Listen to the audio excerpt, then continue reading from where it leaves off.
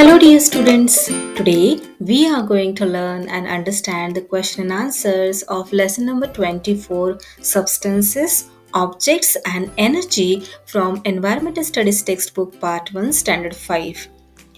टेक्स्टबुकमध्ये page number 132 वर जो exercise दिलेला आहे त्यातील क्वेश्चन्सचे आन्सर्स आज आपण या व्हिडिओमध्ये डिस्कस करणार आहोत.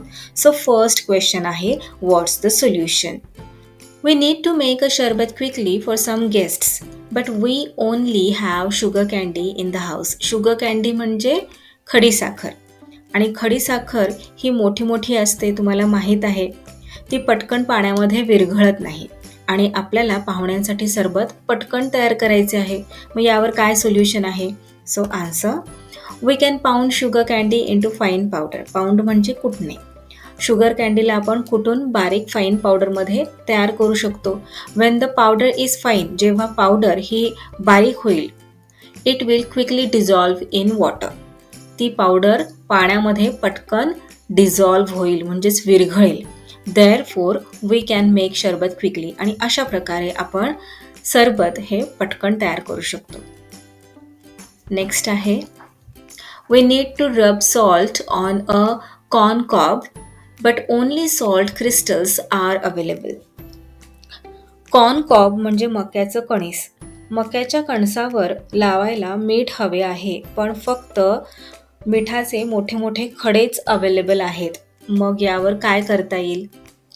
बारीक मीठ नाही आहे घरामध्ये, मोठे मोठे जे सॉल्टचे खडे असतात, क्रिस्टल्स, ते आहेत. मग ते तर आपण रब करू शकत नाही कॉर्न कॉबवर. मग यावर काय सोल्युशन आहे? So we can pound salt crystals.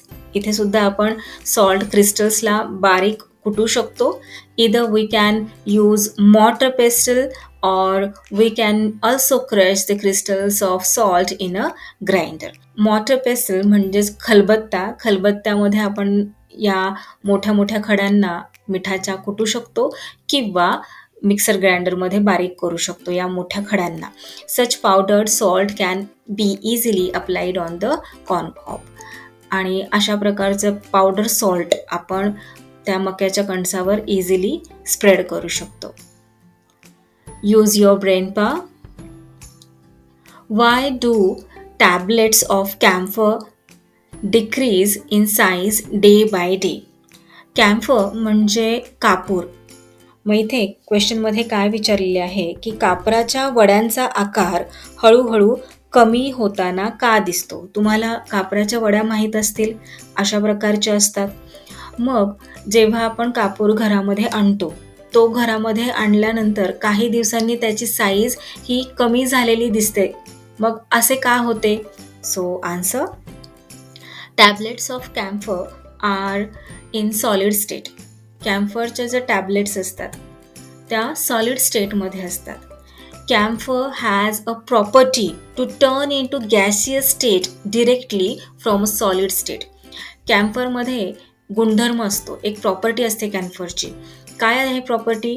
तर कॅम्फर म्हणजेच कापूर हा सॉलिड स्टेटमधून डिरेक्टली गॅसियस स्टेटमध्ये कन्वर्ट होत असतो. Therefore camphor decreases in size gradually. Decrease म्हणजे कमी होणे, ग्रॅज्युअली म्हणजे हळूहळू. आणि म्हणूनच कॅम्फर म्हणजेच कापूरची साईज ही हळूहळू कमी होताना आपल्याला दिसत असते. One can also notice the fragrance of camphor as it turns into vapour. आणि तुम्ही फ्रॅग्रन्स म्हणजे सुगंध, कापराचा सुगंधसुद्धा तुम्ही अनुभवू शकता. कशा प्रकारे कापूर हा वायुरूपामध्ये म्हणजे गॅसियस स्टेजमध्ये कन्वर्ट होत असतो आणि त्यामुळे आपल्याला कापराचा छान असा वास येत असतो. नेक्स्ट आहे, how do we save fuel by using public transport? Public ट्रान्सपोर्टचा वापर करून आपण फ्युएलची बचत कशी करू शकतो? फ्युएल म्हणजे इंधन. Answer, each automobile vehicle needs fuel either in the form of petrol, diesel or CNG. प्रत्येक व्हेकलला रन करण्यासाठी पेट्रोल, डिझेल किंवा CNG ची गरज असते.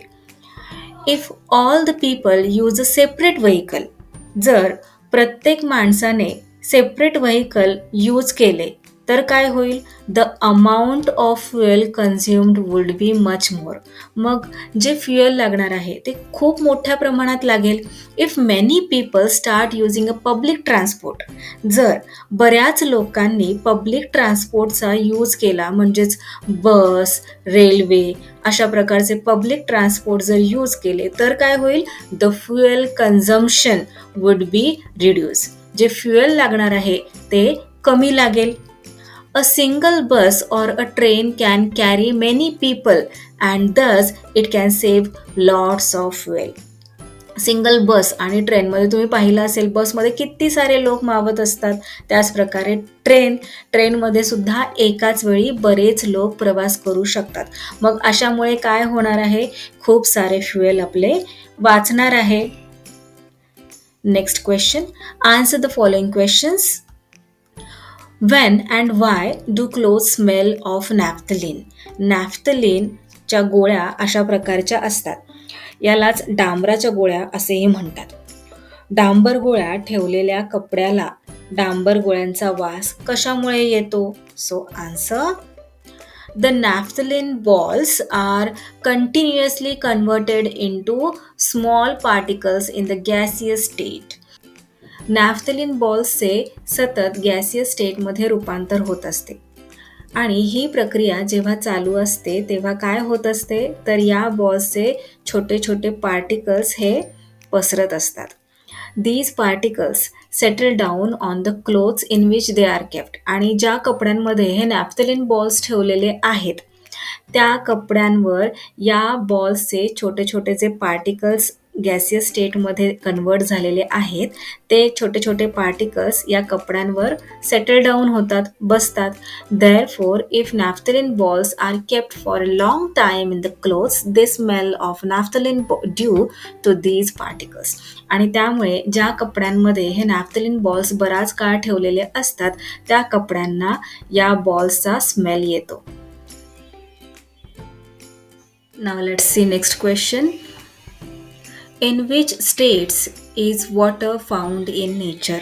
निसर्गात पाणी कोणकोणत्या अवस्थांमध्ये आढळते? So answer, solid, liquid and gaseous are the three states in which water is found in nature. निसर्गामध्ये पाणी सॉलिड, लिक्विड आणि गॅसियस स्टेट्समध्ये आपल्याला पाहायला मिळत असते. Next question, what is the difference between solid, liquid and gaseous states of a substance? सबस्टन्सची म्हणजेच पदार्थाची सॉलिड, लिक्विड आणि गॅसियस ही अवस्था कशावरून ठरते? So answer, the arrangements of the particles in different states of a substance are different. पदार्थांत असणाऱ्या पार्टिकल्सच्या मांडणीवरून त्यांच्या अवस्था ह्या ठरत असतात. In solid state the particles are closely packed. जसे की इथे या पिक्चरमध्ये तुम्हाला दिसत आहे की वॉटरची सॉलिड स्टेट कोणती आहे, तर आईस. यामध्ये पार्टिकल्स कसे असतात, तर खूपच क्लोज असतात, एकमेकांच्या जवळ असतात. In liquid state the particles are slightly away from each other. Liquid स्टेटमध्ये पार्टिकल्स हे एकमेकांपासून थोडेसे लांब असतात. While in gaseous state they are not in contact with each other and are freely placed. तसेच इथे तुम्हाला वॉटरची गॅसियस स्टेट दिसत आहे. या स्टेटमध्ये पार्टिकल्स कसे असतात, तर एकमेकांपासून खूपच अंतरावर असतात, फ्री असतात. नेक्स्ट क्वेश्चन आहे, what is meant by energy? Energy म्हणजे काय? The capacity to do the work is called energy. What are the different properties in the substances? पदार्थांमधील वेगवेगळे गुणधर्म कोणते आहेत? सो आन्सर, प्रॉपर्टीज म्हणजे गुणधर्म.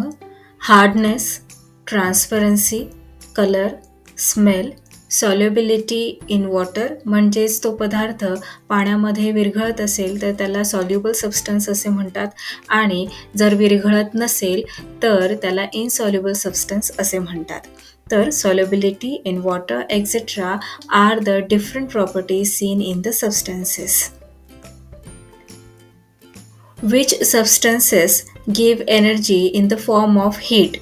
What are these substances known as? Answer, Substances like coal, diesel, CNG, LPG, petrol, kerosene, etc. are the substances that give energy in the form of heat. These substances are known as fuels. Write some of the activities that can be done due to wind energy. Wind energy मुळे कोणकोणत्या activities ह्या केल्या जातात? So answer, the wind mills turn होतात. The boats sail. Clouds move from one place to the other are the activities that take place due to kinetic energy of wind. Question 4. Fill in the blanks. The dash of particles in each of the substances is different. The arrangement of particles in each of the substances is different. All substances around us are made up of tiny particles. In our body, energy is obtained by the dash of certain substances, by the burning of certain substances. Energy in the form of motion is called kinetic energy. Energy from dash is stored in the food substances which the plants prepare. Energy from sunlight is stored in the food substances which the plants prepare. In today's world, the main source of energy are dash and dash, fuels and electricity. Many power stations use fuels to produce electricity. When we burn fuels, the stored energy in them is converted into heat energy. So that's all for today. We will meet again in our next video. Till then, keep learning, keep enjoying. Bye bye.